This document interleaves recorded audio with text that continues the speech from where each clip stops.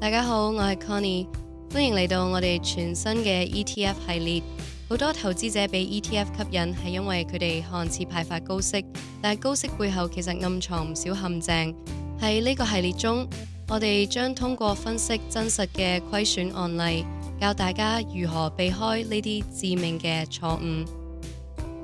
今日我哋將分析3個最具代表性嘅虧損情況。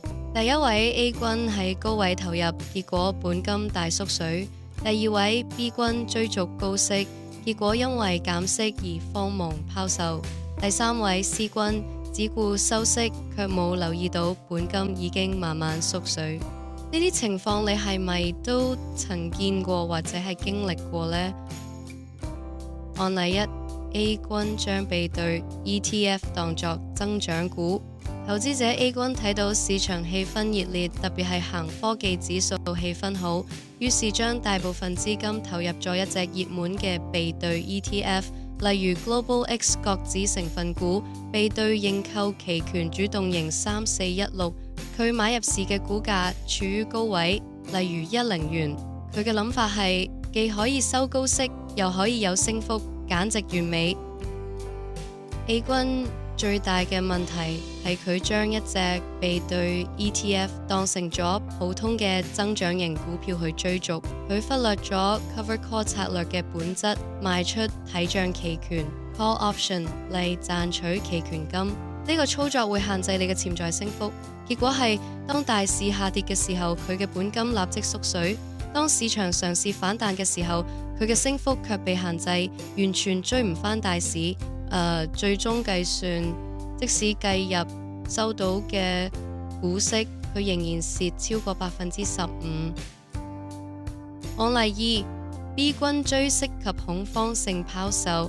B 君屬於典型嘅追高族，佢睇到呢隻 ETF 派息率高，股價亦都再咁升，於是忍唔住喺高位買入。好景不常，過咗一段時間，呢隻 ETF 宣布因為市場環境唔同，要下調股息率減息。B 君一睇到減息，即刻嚇到，覺得呢隻 ETF 最吸引人嘅地方已經消失，於是馬上慌忙性賣出。結果佢完美地完成咗高買低沽嘅虧損循環。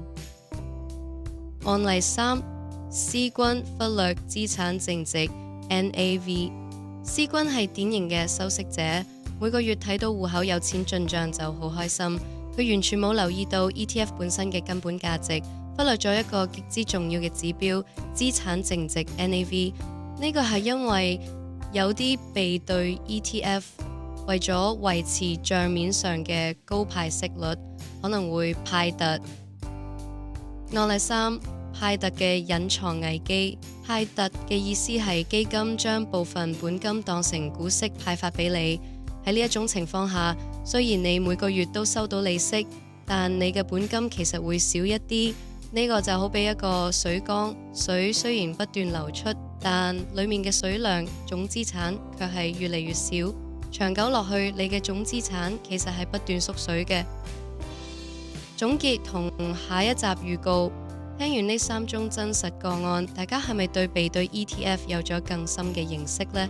但關於派息本身，其實仲有好多魔鬼細節。點解有啲 ETF 嘅息率可以高得如此誇張？